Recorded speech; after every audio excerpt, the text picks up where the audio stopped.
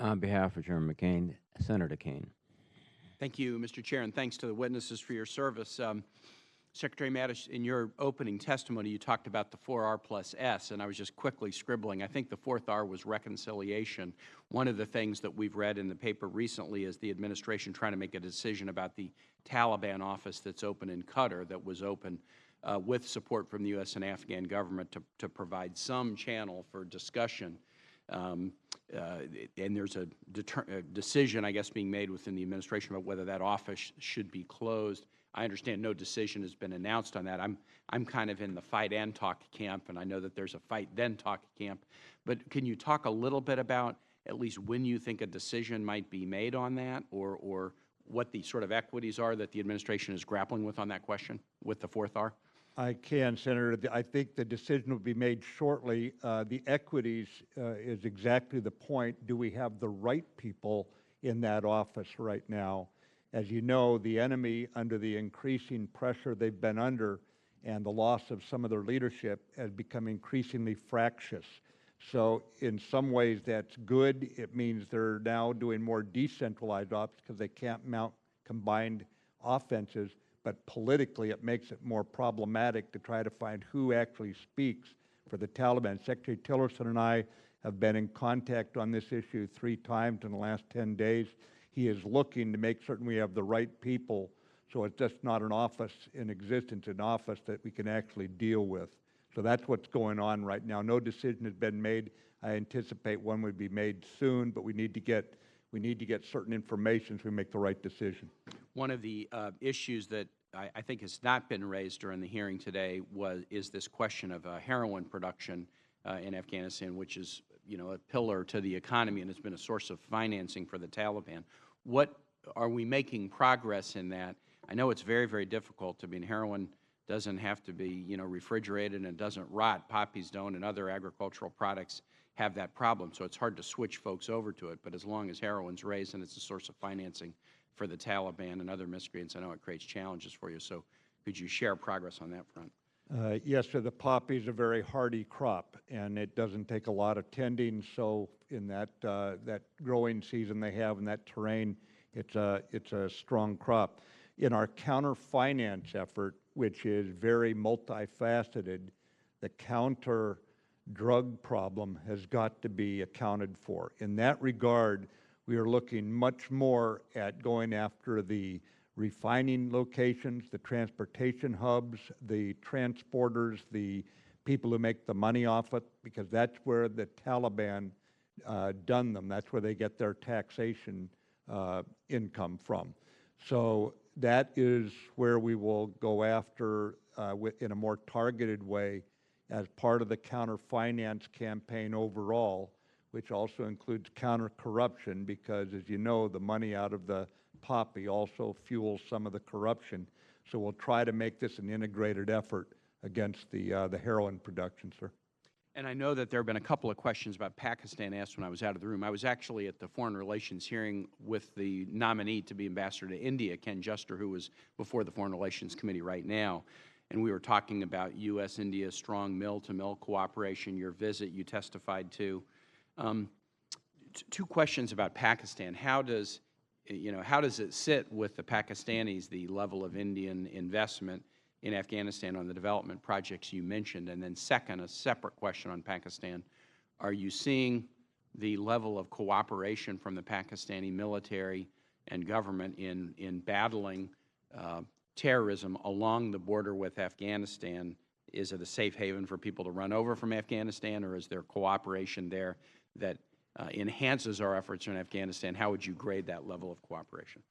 On the Indian investment, sir, I think the Pakistanis look at it with a degree of skepticism, if not distrust. However, in most cases, they can see it's going to roads, into hospitals, so it's hard to dispute the facts on the ground. A point I would make about our South Asia strategy here is it is not an exclusive strategy. It is inclusive for anyone who wants to stop killing of innocent, of terrorism, and restore prosperity and stability. Pakistan need not feel like this is an anti-Pakistan strategy, nor is our relationship or Afghanistan with India and any Pakistan collaboration. So it's not exclusive. As far as cooperation on the border, we know the Pakistan Army has taken some pretty severe losses in those attacks. But let me ask the chairman to say a few words about actually how the cross-border counterterrorism campaign is going with the Thank you. Pakistanis. Senator, they have done a lot in the border area, and as Secretary Mattis has mentioned, they've suffered significant casualties. In my judgment, what we need is an effective bilateral relationship between Afghanistan and Pakistan to manage the border area. We've had a broad framework on that for about 3 or 4 years, and I don't think satisfactory progress has been made. We were encouraged just this week with General Bajwa's visit to Afghanistan. He was in Kabul the day before yesterday. He had very good meetings with Afghan leadership. Our leadership was engaged in those meetings as well. There's at least a commitment now to address those issues and do better coordination along the border area. When we were actually doing that, we had a better degree of cooperation along the border, and we had better visibility. As we drew down the force, that wasn't replaced with effective Afghan-Pakistan cooperation. But I think, as you're correctly pointing out, Senator, that has to be one of the key elements of our success moving forward. And again, I think the pressure we want to put on Pakistan is to move in that direction. First few days, way too early to tell, but the first few days, particularly this recent visit by General Bajwa to Kabul, is encouraging. Great. Thank you both very much. Thanks, Mr. Chair. On behalf of Chairman McCain, Senator Perdue, please. Thank you, Mr. Chair.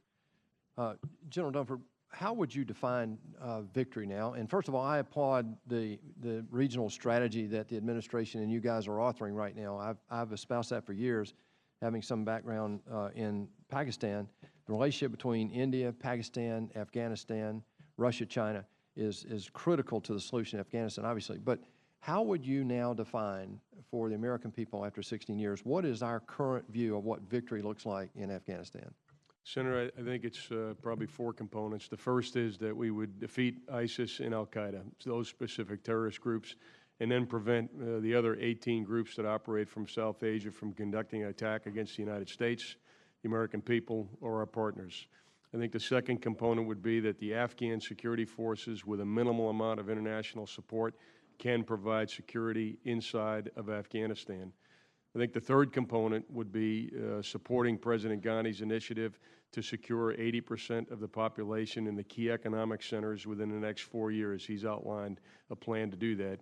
And I think the fourth element is supporting the reconciliation process, and specifically an Afghan-led peace process that allows people to solve their problems through that process as opposed to on the battlefield. Those would be the 4 components that I believe, particularly as you look at it through the military dimension, are necessary for us to be successful. Including the Taliban in those negotiations, is that correct? That's correct, Senator. It would be an Afghan-led process, but include the Taliban so that they no longer are addressing their grievances on the battlefield, but they're part of an Afghan peace process. So from an expectation point of view, we've had soldiers, men and women in Japan, Germany for 70 years.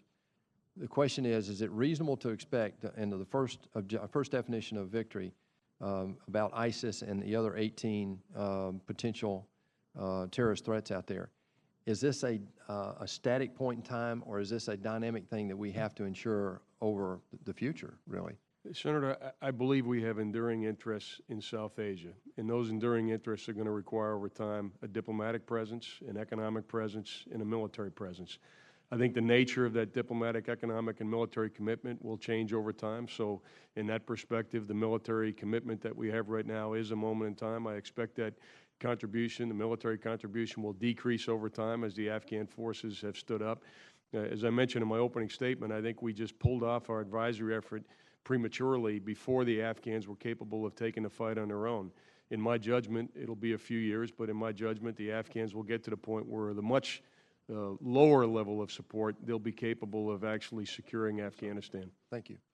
Secretary Mattis, I was just over in Afghanistan, met with, and Pakistan, spent the day with General Bajwa. We went up to the border area and so forth. He intimated that he was willing to cooperate in joint efforts, and I noticed that he's there just this week. Met President Ghani, who also was supportive of that idea. That was back in July. I think time is of the essence here. I'd really love to see more of that potential cross-border cooperation, particularly with the Haqqani network. My question relates to Russia.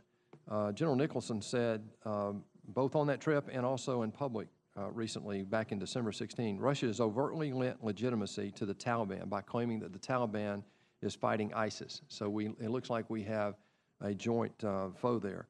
The question I have is, Russia, China, and Pakistan just held a conference in December of 2016 on Afghanistan without inviting the Afghans or India, advocating for reconciliation with the Taliban, including the delisting of Taliban leaders as terrorists. What is Russia's end game in Afghanistan today, and how do we counter it in the long-term strategy? Senator, I'm concerned that Russia's not operating in its own best interest with what it's doing down in South Asia. Secretary Tillerson is engaged with his counterpart in Moscow on this issue, and we'll try to bring some strategic thought into this situation. But I can tell you that we have concerns about what Russia is doing. It may be no deeper than just if there's an opportunity to, poke us in the eye, they'll do it, even if it's against their own interests. But it defies logic that they would see any benefit to engaging the way they have with these other two countries in light of the apparent support. And I can't define that support right now. We're trying to get the intel on it and figure out why Russia is going this way. As far as the other two, I think what we're seeing is Russia trying to be a player in terms of the South Asia outcomes. And I think it's much better we all work together on this rather than exclusively. Thank you both. Thank you. On behalf of Chairman McCain, Senator McCaskill, please. Thank you very much. Thank you both so much for your hard work, and I think you've got both incredible responsibilities and are handling it well. I was concerned about SIGAR's high-risk report in January for Afghanistan, and as I know it won't surprise either of you to know, based on my history of this committee, that I was particularly concerned about the contract management identification. We have more contractors on the ground in Afghanistan than we have active military, as you all are well aware. We are never going back to a time where we are not incredibly reliant on contractors, and so I have been like a broken record that we've got to get this contract oversight right. Now, this report came out before the report that we learned about the $50 million that went to New Century Consulting to buy Porsches, Alfa Romeos, a Bentley, an Aston Martin, a Land Rover, prohibited weapons, as well as questionable, unallowable expenses, and $420,000 in salaries for spouses or significant others of the CFO and the CEO. So I need to know what your sense is about this. And I need to know who was supposed to be overseeing that contract and what has happened to that person. Was that a COR that was overseeing this contract? Was it someone higher in the command that was overseeing this contract? I mean, with this kind of contract money going out the door, it just, after all the years we've worked on this with the contracting command, and I know we've made progress, gentlemen, I know we have. But when I see this, after all the work we've done on wartime contracting and cleaning it up, it just makes me depressed. So can either of you shed any light on how we would have had an incident that, to me, shows a real backsliding in terms of contract oversight? Senator, I have to look into the specifics that you're bringing up. But that said, we have made very clear that the contracting that's going on in Afghanistan must be focused on the combat capability that we are bringing there, that we are going to work with the international donors to address other aspects of development in the country. And I want a review board that is actively, perhaps with its own IG, going to be looking at each of these. And I want continuity of efforts on contracts so people, once they sign a contract, are held accountable for the life of that contract. And right now, I cannot assure you that I've got that, but that's the direction that we're taking this. Senator, if I could just follow up on the resources. We have worked very closely with the SIGAR, and I think one of the positive changes that's taken place over the last couple of years is, as opposed to just providing a report, we have been really looking at lessons learned and try to incorporate those. We tried a few years ago to move much of the money that we were providing to the Afghans on budget. That didn't work out, and we've significantly reduced the amount of money on budget, meaning that we now are directly dispersing those funds, and we have direct oversight. Secretary Mattis mentioned in his opening statement the compact that has been now signed between the embassy and President Ghani as well, which has given us now visibility into the Afghan organizations as well. One of the things that we did when we did a failure analysis for Secretary Mattis moving forward, so that we could answer the hard questions, which are the right questions. The hard questions about why are things going to be different moving forward is we did failure analysis, and the corruption that we have seen, the contracting we have seen, and the lack of visibility and transparency in the resources were clearly an issue. In fact, I had the SIGAR over in my office as we were doing the failure analysis, and the SIGAR was actually a part of our team that put together this failure analysis for the Secretary. So with your emphasis on the SIGAR over time and the SIGAR's corporate memory, I think we have done the best we can now moving forward to incorporate those lessons learned, and particularly in those areas where we're talking about significant amount of money in taxpayer dollars. Well, you know,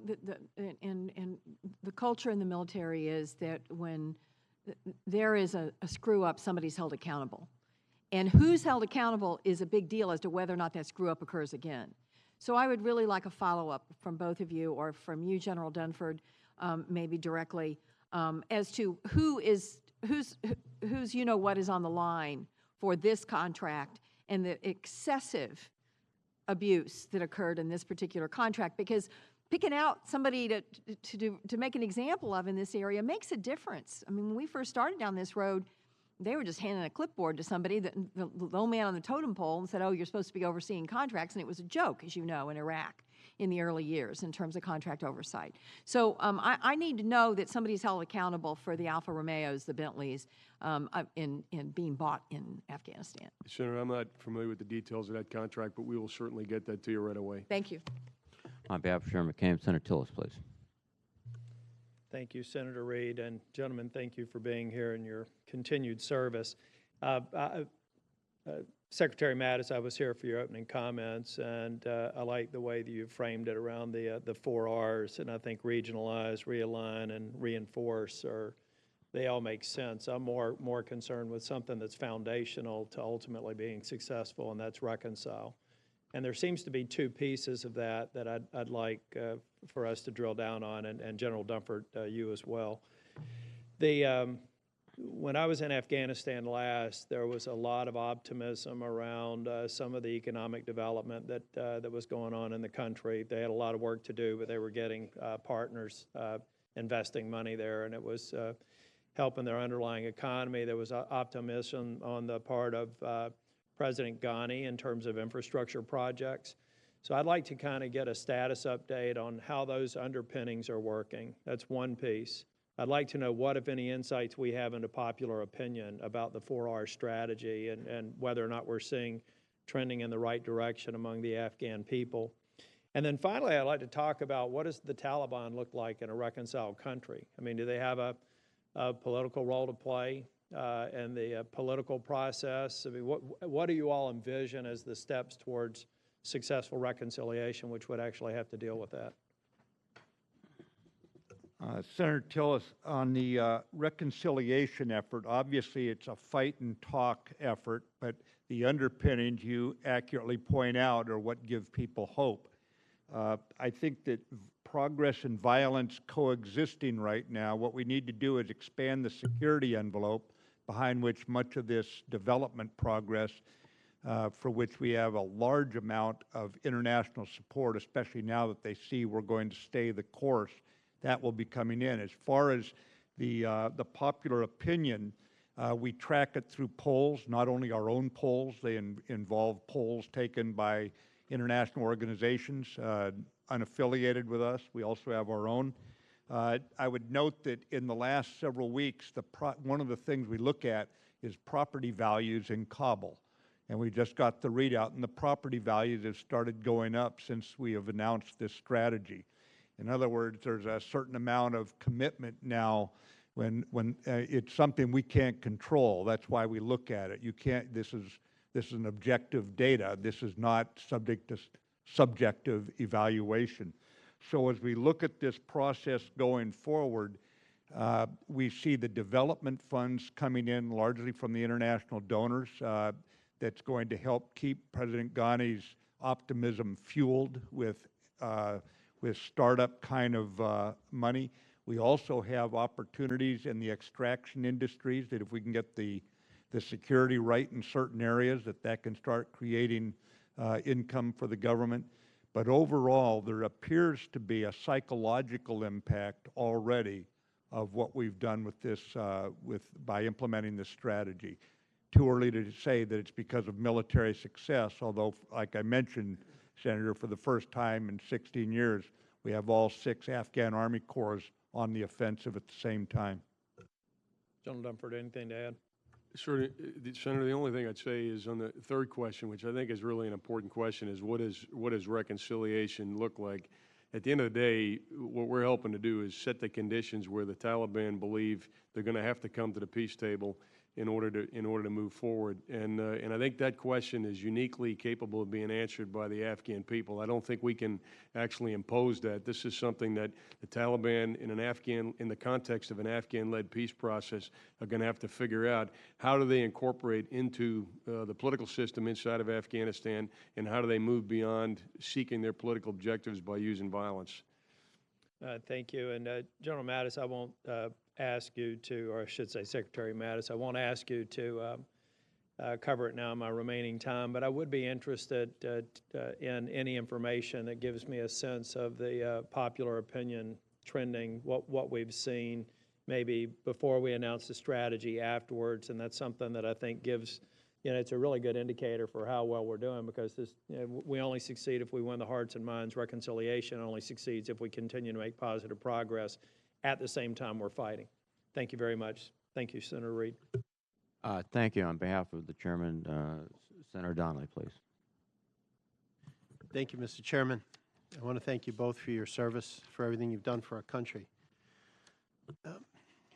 Going back to Afghanistan, and I apologize if this has been asked, has it ever changed if Pakistan does not end safe havens? Does it ever change? I mean, we can continue to put more people in, have less people there, do this, do that.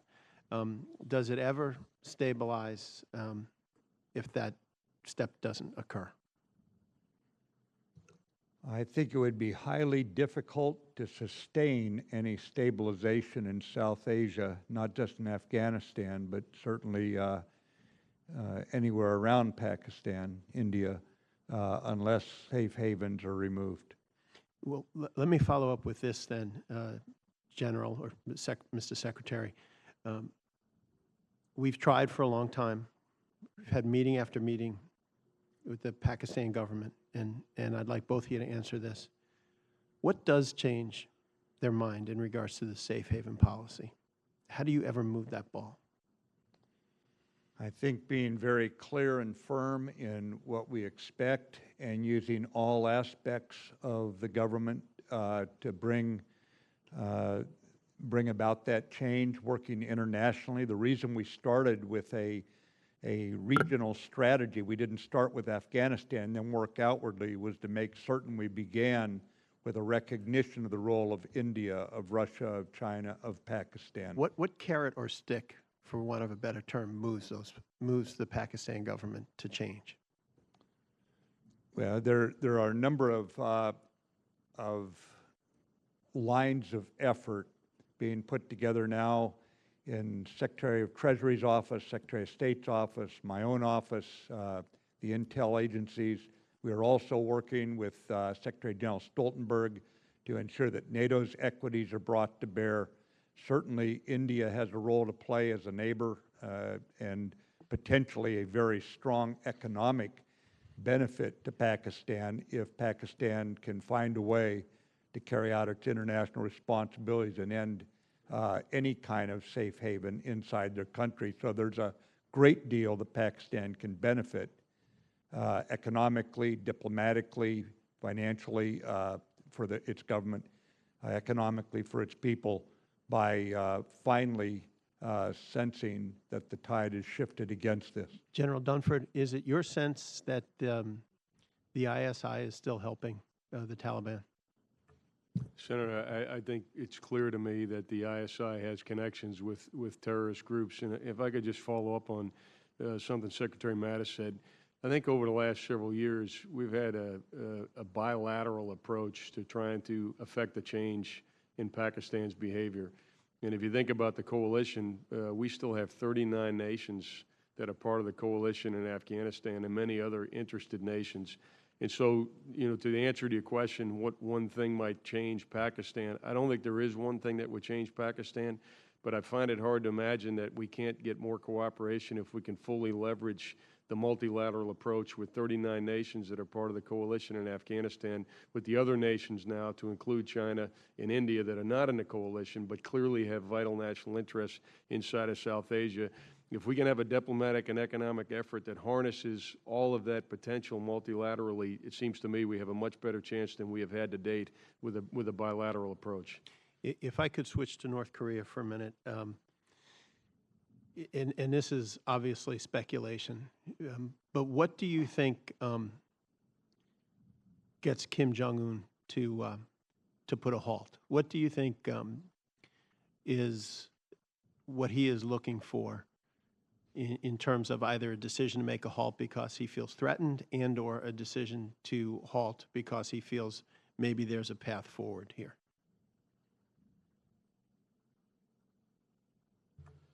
Senator, if you walk back and you say, what is he doing and why, I think the intel community assesses, and I agree, that Kim Jong-un is on the path he's on right now because he believes that's necessary to enhance the survival of his regime. So he views the possession of ballistic missiles and a nuclear capability as inextricably linked to regime survival.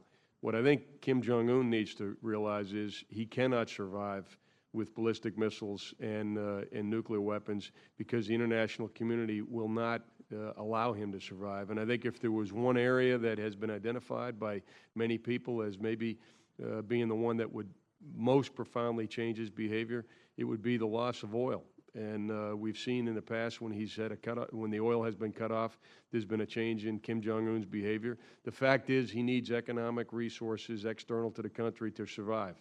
And I think when he starts to have the risk calculation of the path he's on and actually the regime surviving because of economic resources necessary for it to survive, that's the best potential, which is why I think we should support Secretary Tillerson's current path of diplomatic and economic pressure to convince him that being a part of the international community, and a key component of Secretary Tillerson's plan has been the prospect of North Korea entering back into the community of nations and addressing their economic challenges. When he views the chances of doing that are more important than the path that he's on, I think that there's a potential for change. And again, we're prepared with a military option should that fail, but I think we're all at this point doing what we can to make sure the economic and diplomatic pressure campaign gets a full opportunity to succeed. I want to thank you both for your service to the country. Thank you, Mr. Chairman. Thank you very much. On behalf of Chairman McCain, Senator Sullivan, please. Well, thank you, Mr. Chairman, and gentlemen, thank you for the testimony. I want to echo what a number of my colleagues have mentioned. I think it gives American people a lot of comfort to see the two of you leading on our military and Department of Defense efforts, and just want to applaud you for all you're doing and the focus you're given to some of these really important national security issues and what are clearly challenging times. One area where I don't think you've gotten enough compliments for what you've done is the ISIS strategy. Came in, new strategy, serious strategy, started to implement it, and we're not there yet, but it's, I think it's clearly working. It's clearly reversing what had been a losing battle, and maybe I can ask you to just initially comment on that, because I think the American people aren't fully aware that they are completely on the defensive now, in my view, in large measure to your leadership, your strategy, and of course to the troops who are executing that. Secretary Mattis, care to comment on that, sir? Senator, the troops have done a yeoman's job out there in enlisting other forces to work alongside us. It's been a very complex battlefield, as you know, but right now ISIS is seeing its fundraising and its recruiting dry up because of what we've done to them on the battlefield. That said, they remain a threat, and we're taking no sense of complacency here, and it's still a full-fledged fight. Let me ask next, now you've put together another strategy. I think a lot of us view it in a similarly positive manner. You talk a lot about the regional strategy. I think that's actually really important with regard to Afghanistan, and your focus, which I think is actually critically important on India, matters not only to Afghanistan, but to other challenges that we're seeing throughout the country. I think they can be an incredibly important strategic partner of ours. We share similar values, oldest, largest democracies in the world working together.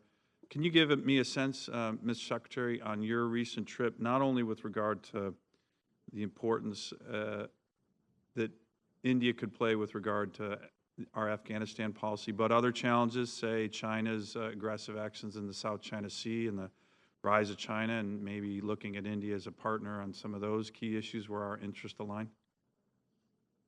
Well, Senator, your point about where our interests align is very, very indicative of the current situation we find ourselves in.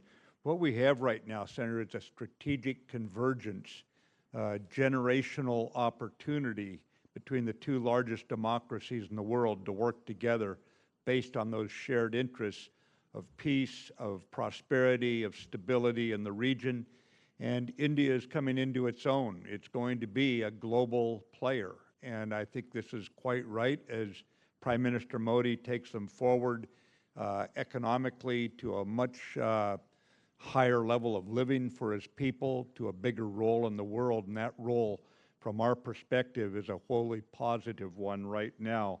And I think we are natural partners, India and the United States, and we recognize each other's sovereignty. We have respect for each other, but we also see the opportunity we're presented with right now. So it's safe to say your meetings went well in India recently?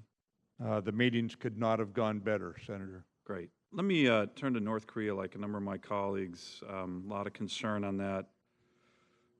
I, for one, very much appreciate your regular briefings that you've had with this committee. I think they've been constructive. I think they're helping bring both members, Democrats and Republicans, into trying to help with regard to that policy strategy, a very challenging national security issue, as we all know.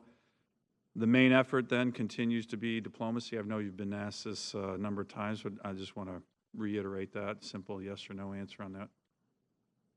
It's diplomatically led, Senator, by Secretary Tillerson. There are economic sanctions that you've seen demonstrated by the unanimous UN Security Council resolutions. How often do we find Russia, China, the United States, France, others all voting as one? It shows the degree of acceptance that this is an international threat, and people are working together imperfectly, but working together to try to address it. And we will continue to maintain a Department of Defense that looks toward the defense of our people and the defense of our allies with military options on the table. Thank you. And Mr. Chairman, if I may, just one final quick question on part of our strategy. It's become apparent that the President and the two of you and others have been talking about how critical missile defense is as a key element of our strategy, not just dealing with North Korea, but rogue nations like Iran. As you know, in the NDAA, we had a number of provisions to advance our nation's missile defense. I know that the administration is looking at additional measures. Could you describe those General or Mr. Secretary, both, in terms of what you want to do, how we can be supportive. I think one of the breakthroughs that you saw in the NDAA this year is missile defense is no longer a partisan issue. It's being viewed very much as a bipartisan issue, and I think that's important. I think you'll get a lot of support for what you want to be doing on missile defense. We just need to know exactly what you want to be doing to advance it in the near term, which I think we need to do more to advance it in the near term. Senator, we've enjoyed bipartisan support up here on the Hill. You'll notice that the budget for this has increased in the out years and the years ahead. We're optimistic we'll get a budget by December that will help, but also the reprogramming approved by the Senate and the House here allowed us basically $440 million more in FY17 dollars to reprogram to get buy more of the ground-based interceptors, increase the number of sensors, and the emphasis in the near term is exactly where you indicated, and you'll see it reflected in the budget that we submit for your consideration in the future. Great. Thank you, gentlemen. Appreciate it. On behalf of Chairman McCain, Senator Blumenthal, please. Thank you very much, Senator Reed. Thank you both for your service. You've been thanked many, many times by this committee, and you certainly deserve those thanks and much more. I know you've been asked about Russian activity in Afghanistan, Mr. Secretary, and you observed that they are acting against their own self-interest. And I know also that when you visited Afghanistan last week, you criticized both Russia and Iran. Could you talk a bit about Iran's activity in Afghanistan, which seems as malevolent and potentially pernicious as Russia's? Sir, Iran has, over many years, played a very complex role, and at times one that is hard to figure out. They've had their own diplomats killed by Taliban in the past, and yet they've also supported the Taliban at times with small amounts of money dribbled in or weapons and this sort of thing.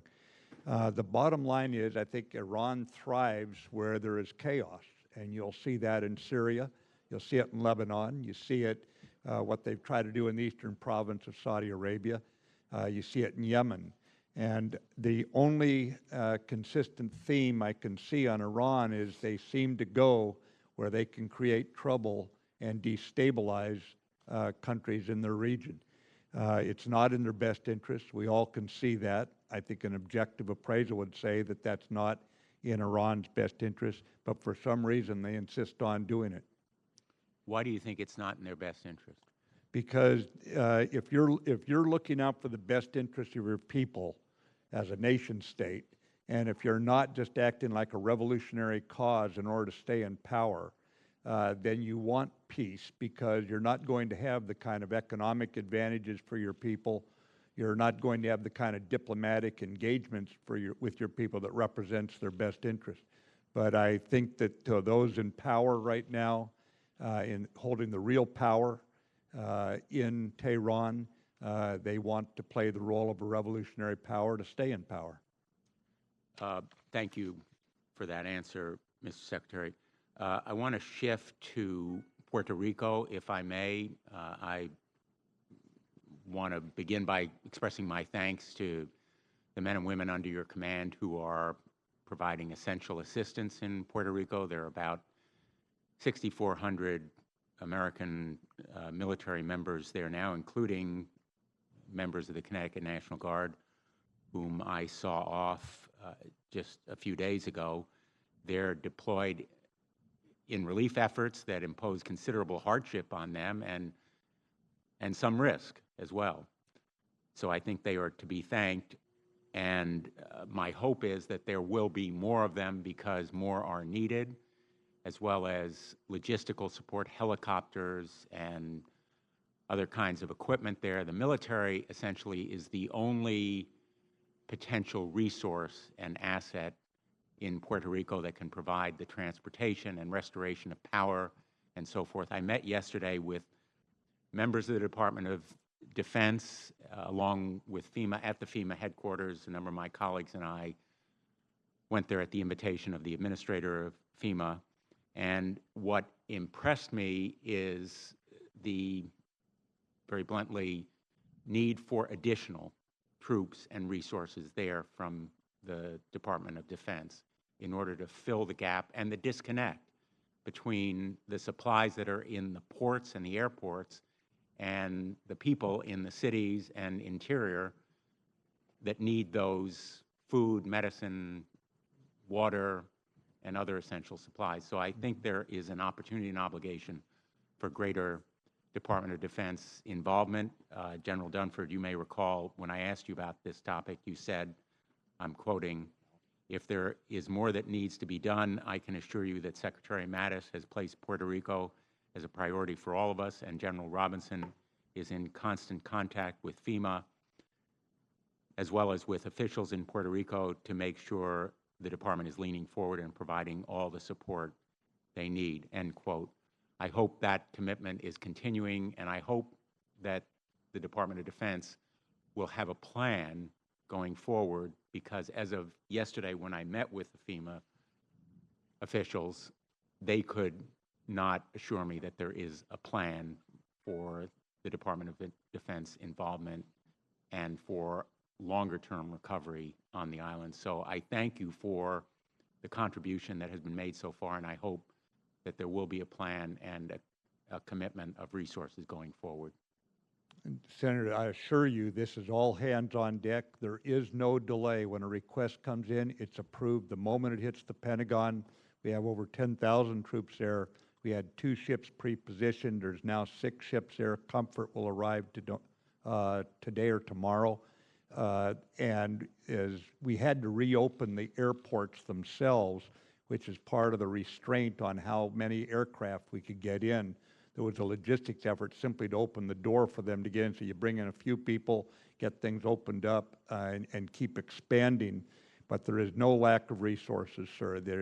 We are ready to go, even to the point that it's going to impact the deployments, perhaps, of some of these troops overseas next year, because we've interrupted their preparation. That's okay when it's helping fellow Americans, especially. Although we also help some of the other small countries that were hard hit.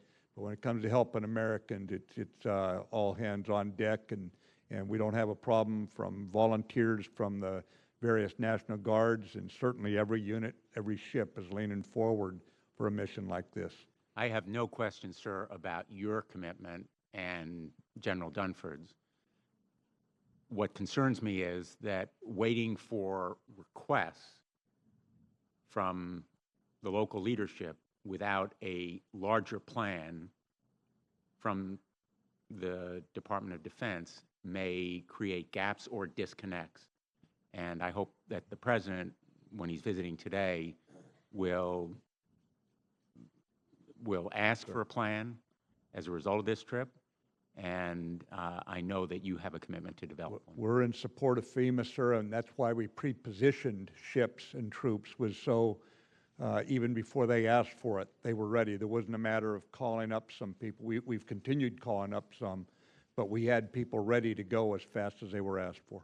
Thank you. Senator, one change that's taken place since we spoke last week is Lieutenant General Buchanan, who is the component commander for the Army forces in Northern Command, arrived on the ground with a very capable staff. And when we spoke last, Secretary alluded to it, it was about opening the ports and opening the airfields. The focus now is on distribution. That's what you spoke about. It's the large stockpile of supplies and so forth that are getting to the country, but not necessarily out to where the people are.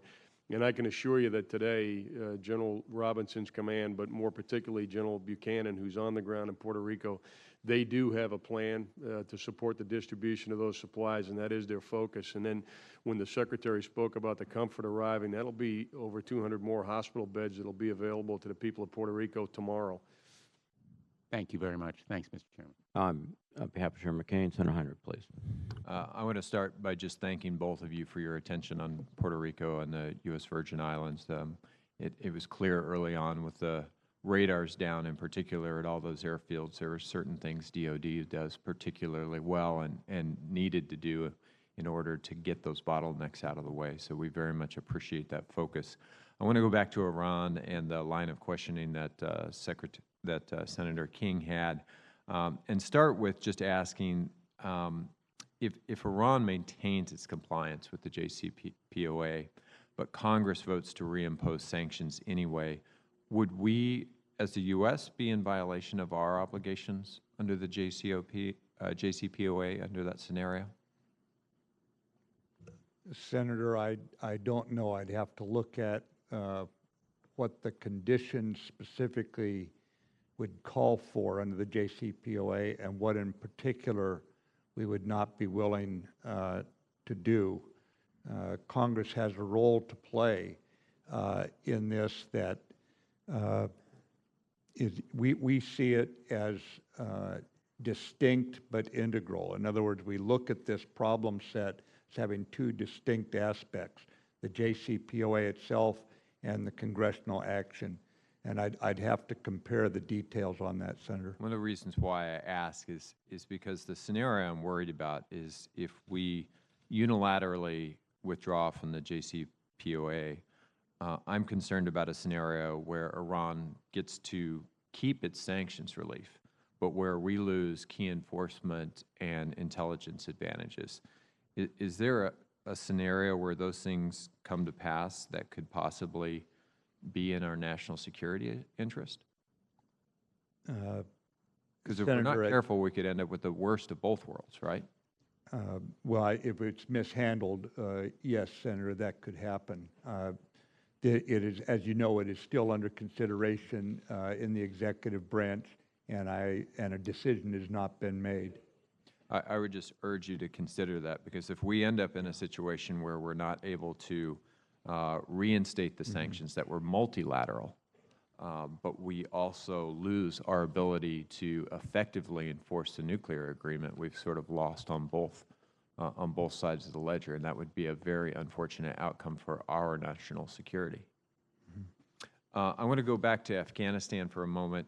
I think it's clear that a very concise, clear strategy is essential, both for a positive end state in Afghanistan, but also absolutely key for our troop morale. And I think it's been challenging with a conflict that's gone on for 16 years and a positive end state in many ways still over the horizon to maintain troop morale. How do you describe troop morale in Afghanistan at the moment? Senator, I was just there a couple days ago, and I got on board the aircraft after our last stop with Secretary General Stoltenberg. And here's an outside observer looking at the probably a dozen different forces, nations' forces there, our own being dominant, of course, of the groups that he saw. And he said, you know, I'm amazed at how high the morale is, that they have such a strong sense of purpose. And I think it humbles all of us to think after 16 years. I mean, I personally landed in Afghanistan in November of 2001. I remember. And after 16 years, it reminds us we have a national treasure in the U.S. military, that these young patriots, young people, anyone who thinks we got a problem in the younger generation hadn't seen these lads and lasses in action.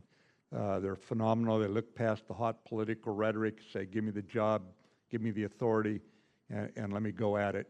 Give me what I need. And there's a commitment out there that humbles me to this day. I couldn't agree more with your sentiment with regard to the quality of people serving in our military today, and that's certainly been my experience both here and overseas in places like Afghanistan and unfortunately a number of other places as well. I want to ask, what is the current price tag for security in Afghanistan? Are we still roughly spending about $5 billion a year? General Dunford. Senator, we're spending about $12.5 billion. 12.5. And 1.1 is the cost of the uplift that we've just proposed. What is it? I think it was General Nicholson who testified at one point that roughly 10% of our total allocations were for security were picked up by the Afghan government. Should we expect to be paying that in perpetuity? Is there any end in sight? Like, what is the limit? Sure. Senator, our where that figure involvement. comes from, there's about $500 billion a year is what it takes to sustain the Afghan forces. And the international community coalition has paid about $5 billion. $5 billion for the Afghan forces specifically. The $12 billion was the cost of the entire operation that I spoke about earlier. The Afghan forces specifically is $5 billion. About $1 billion is paid by our international partners, members of NATO and so forth, and $500 million is paid for by the Afghan government. We would expect that that figure will increase over time and the Afghans will become more self-sufficient.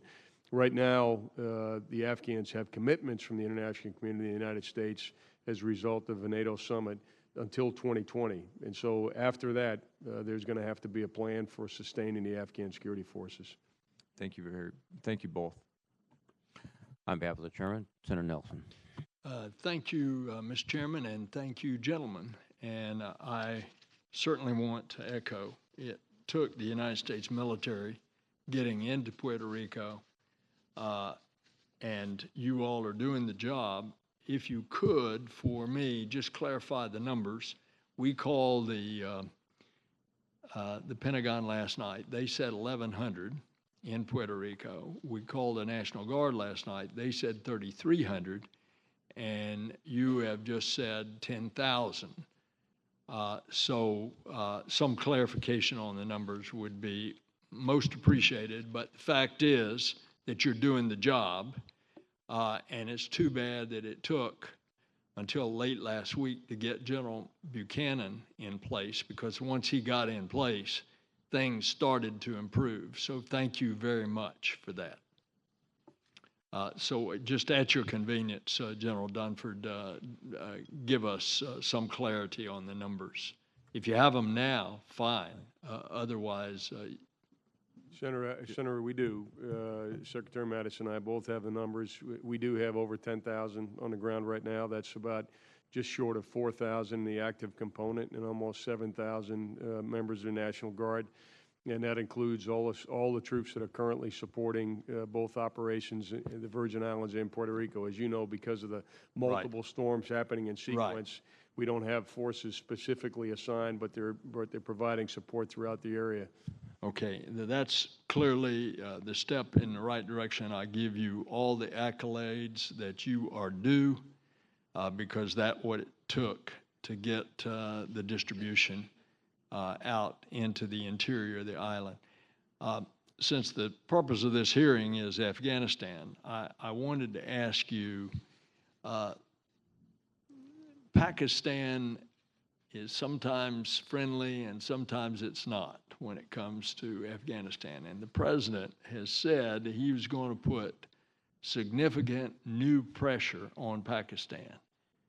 Can you explain that to the committee, what he meant?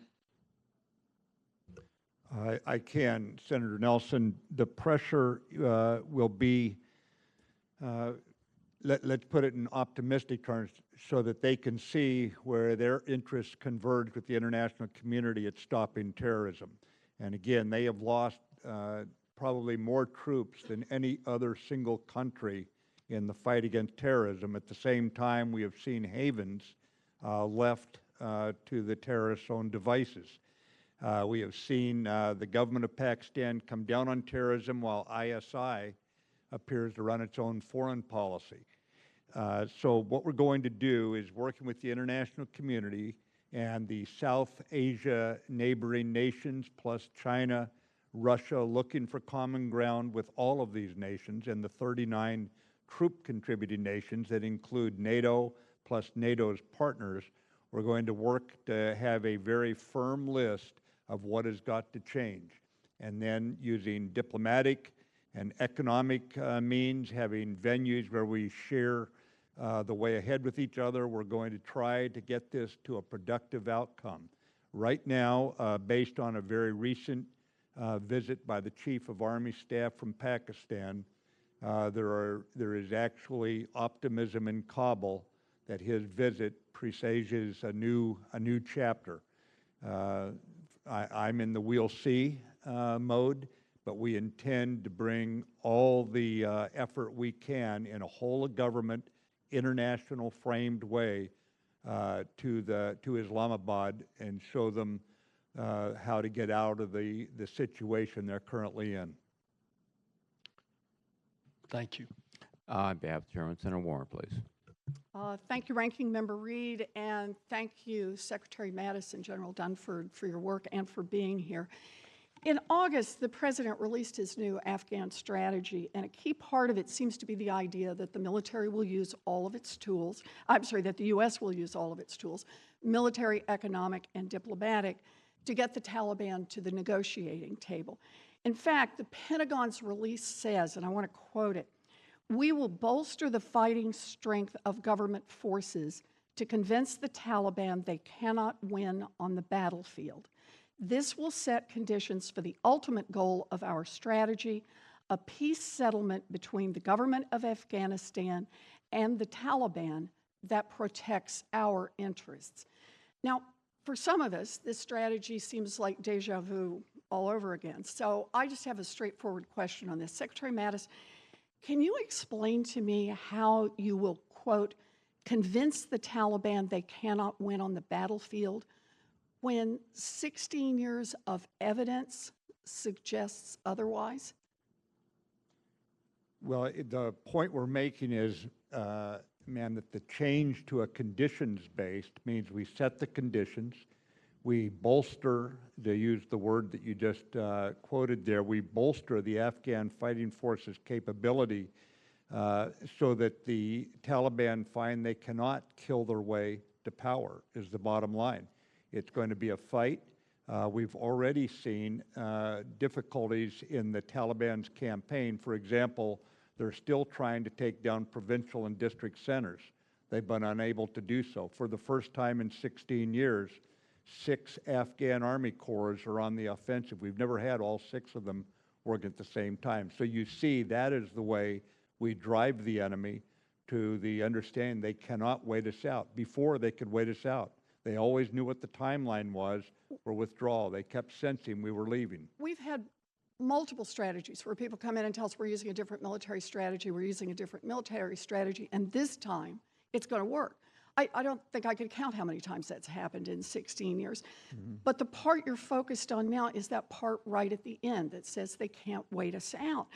And that's what bothers me, because what it seems to be saying is that the Trump administration's plan to force the Taliban to the negotiating table is to say, we are willing to continue to fight the Afghan war forever. And that just can't be right. It can't. Well, So- we're not fighting the Afghan war, ma'am. Again, we're not going to supplant or substitute our troops for the 320,000 Afghan troops whose, fortunately, their casualties are going down now while Taliban's are going up. We are going to assist them in fighting this war, and we're not going to put a timeline on it that the Taliban then gets hope that we can wait them out. But with respect, Mr. Secretary, you're talking about having our troops in Afghanistan in harm's way forever. And No, that can't be right. You're saying that's the key to this. well, the And- point is not forever, because we're saying you can't wait us out. Now, the way you win this, it's a matter of will. It is not, certainly we may have advisors there 10 years from now, but the Taliban will not be the enemy they are. Pulling out, I am convinced, would imperil the people of Massachusetts and California. I understand that that's your position on this. But I'm very concerned that the central change seems to be we'll wait them out, which is an open-ended commitment that sounds a lot like the word forever to me. Let me ask you about one other thing from that statement. The statement says that we're going to have a negotiated settlement that, quote, protects our interests. Can you just say a word, Mr. Secretary, about what that means? That means that transnational attacks on the United States would not occur. That's in our interest. We don't be attacked, as we saw coming out of that area on 9/11. And furthermore, the way you do that is helping the Afghan people to have a security force that defends them so they don't have these kind of attacks germinating in their mountains coming against New York City. And we're going to do this through negotiations. Secretary Mattis, we've now been in Afghanistan for 16 years. 2,386 brave Americans have died. More than 20,000 have been wounded. More than 100,000 Afghans have been killed. We have spent nearly $1 trillion. And after all of that, the Afghan forces still lack the ability to stand on their own. The government controls less than 60% of their territory. They control only 1/3 of their population. The UN reported that opium production in Afghanistan rose 43% last year alone. Endemic corruption continues with no signs of diminishing. Fewer than half of Afghans support the Afghan unity government. I understand the need to prevent Afghanistan from once again becoming a safe haven for terrorist groups. And I very much appreciate the work you're doing and you're coming here today, Mr. Secretary. But as best I can tell, this new strategy is just more of the same, except we've removed the timetables because we have little hope of success within any identified time period. Senator, we have removed the timetable that gave hope to the Taliban. At the same time, we are going to give support and advice and assistance at a level in the Afghan military that for all the casualties they took, they were not as effective as they could have been. So by making them more effective, the Afghan military will worsen the situation the Taliban face, and we will be ready to talk at any point. But it's the same conditions that Secretary Clinton established for the Taliban: stop killing people, stop supporting international terrorists, and live by the Constitution. That's a pretty low bar that we're driving toward, and it'll be Afghan-led reconciliation is where we're going. And I just say with respect, yes, it is a very low bar that we're driving toward, and we're losing. I would disagree with the last point, ma'am. Well, all I know is to look at the numbers. And the drug trade is up, corruption is up, there's no support for the government, and more people keep dying. And we keep hearing our generals come in here and tell us over and over, just give us one more military plan and it's going to work. And it's just hard to buy that. And it's hard to buy it on behalf of the people who go put their lives at risk. Sure. Thank you, Mr. Secretary. Thanks, Senator Warren. Gentlemen, thank you for your testimony and for your service. And on behalf of Chairman McCain, I will adjourn the hearing. Thank you.